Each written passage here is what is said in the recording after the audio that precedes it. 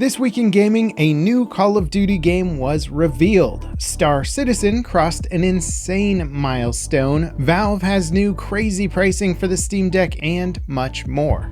Activision revealed Call of Duty Modern Warfare 4. Not to be confused with 2007's Call of Duty 4 Modern Warfare. It's launching on October 23, offering a campaign, traditional multiplayer, and the return of the franchise's extraction shooter mode, DMZ. It'll also integrate with Call of Duty Warzone with an update refreshing the free-to-play Battle Royale. The game is skipping previous gen PS4 and Xbox One launches, but will be available on the Nintendo Switch too. It won't be available on Game Pass though. Now, as for how the game's shaping up, honestly, it's got a pretty promising looking trailer. Call of Duty in recent years has made more of a shift into Avenger-style ensemble casts of action heroes gruffly mumbling dialogue one-liners at each other. This trailer at least starts with a grounded scene showing US troops deployed in the Korean peninsula shopping for snacks at a convenience store. Naturally, things start to explode 39 seconds into the trailer with missile strikes blowing up across Seoul. Hopefully, the entire game lives up to the promise of a more grounded and authentic experience. Activision has gotten a lot of backlash for goofy cosmetics and crossover events that have dominated Call of Duty's live service content in recent years. They've been promising to scale things back a bit, and we saw flashes of that with last year's Black Ops 7,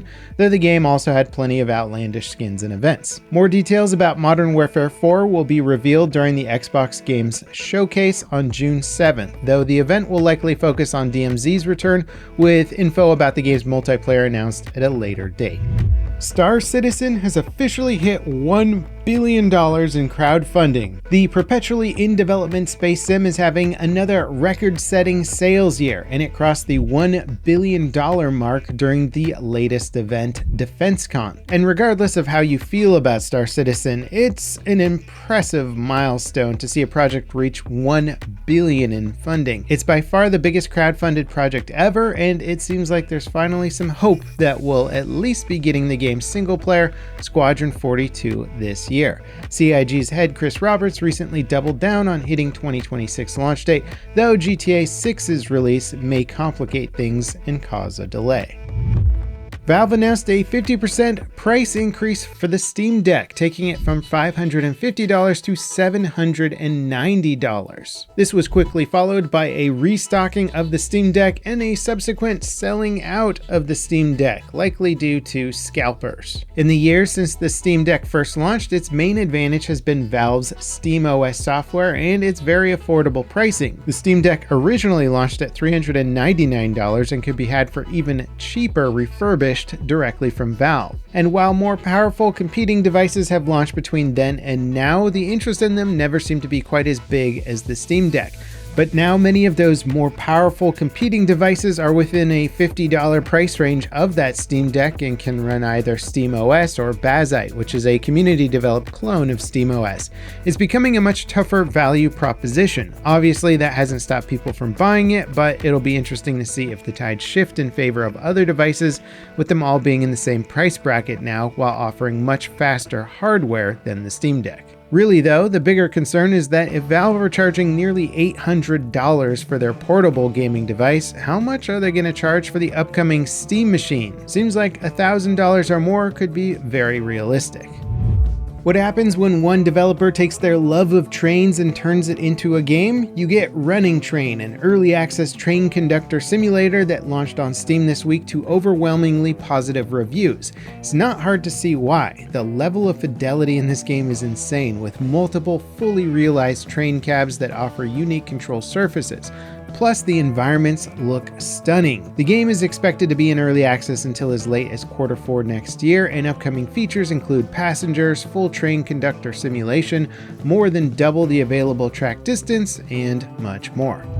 Speaking of overwhelmingly positive things, open world fantasy RPG The Witcher 3 is getting a new expansion. 11 years after launching, Songs of the Past will be mostly an epilogue to the events of the third game, not a prologue setting up The Witcher 4. The Witcher 3's DLCs were all incredible, so hopefully Songs of the Past lives up to those standards. It's launching likely late next year, summer. The Witcher 4 is expected to launch in or after 2027.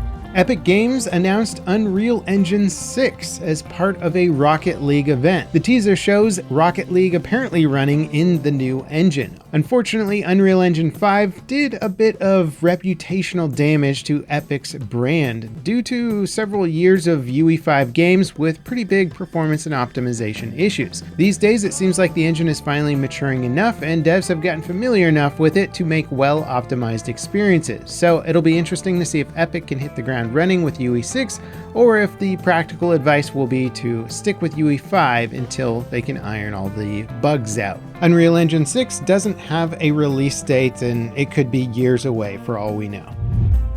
It sounds like IO Interactive have found their next hit franchise. 007 First Light has sold 1.5 million copies since its launch earlier this week. Set in the James Bond universe, the game is a standalone telling of Bond's earliest days as a helicopter crewman and follows his introduction to MI6. It's the studio's fastest selling game ever and is likely the first in a trilogy of Bond games. The latest update for No Man's Sky basically added Death Stars to the game. The Swarm update adds a new boss called the Hive of Glass that appears to protect a new enemy type called Swarmers. Players can fight these new threats in space, and much of the update is focused on refining space combat, which honestly looks pretty darn cool. Bungie's sci-fi extraction shooter Marathon is getting a major update. The Season 2 update is embracing the spook with a new map called Night Marsh. Well, calling it a new map seems like a bit of a stretch since it's the existing Dire Marsh map set at night. But players will find increased threats from a more active anomaly that spawns tougher enemies and even makes players see hallucinations. As part of the new gear launching with the season, players will get flashlights to help navigate the night map, as well as signal flares, dark sight scopes, LiDAR ammunition and grenades, and a new running shell called the Sentinel that has deployable anti-grenade and projectile defenses, a snare mine, and a short-range motion tracker. Season 2 launches on June 2nd. It sounds like Xbox's Fable reboot is the latest victim of GTA 6's impending launch later this year. Xbox announced the fantasy RPG has been delayed to February 2027 from a fall 2026 release window. They say the game is in great shape, but that they really want it to have its own moment to shine. Across the industry, developers are worried GTA 6 launching on November 19th will be such a huge deal that it'll basically snuff out any marketing for literally any game release in the fall. This is the second delay of the Fable reboot. It was originally set to launch in 2025, but was pushed to 2026. Now, in our final bit of news this week, my game C-Beams that I've been working on for over 2 years got signed by Hooded Horse as the official publisher. We are very excited about this. We have a new gameplay trailer and a new devlog, which you can check out here and see some of the behind the scenes on what it's like developing an Unreal Engine 5 game. As always, guys, thank you so much for watching, and I'll see you next time. This is Level Cap signing off.